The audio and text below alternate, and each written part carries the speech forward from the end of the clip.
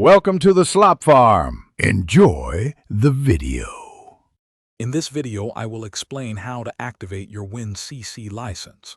First, ensure you have your license key readily available and your WinCC software is installed. We'll cover both online and offline activation methods, making sure you can get your system up and running smoothly. It's a straightforward process once you know the steps, so let's dive right in and get your WinCC license activated. For online activation, begin by launching the Automation License Manager. Within the manager, locate and select the Online Software Activation option.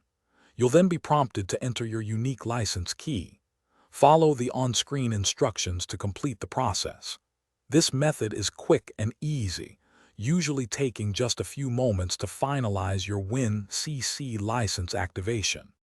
If you're activating offline, start by generating a request file within the Automation License Manager. Save this file to a portable storage device, like a USB drive. Next, transfer the file to a computer with internet access and visit the Siemens Industry Online Support website. Upload your request file there to receive your activation file, then transfer it back to your WinCC PC to complete the process.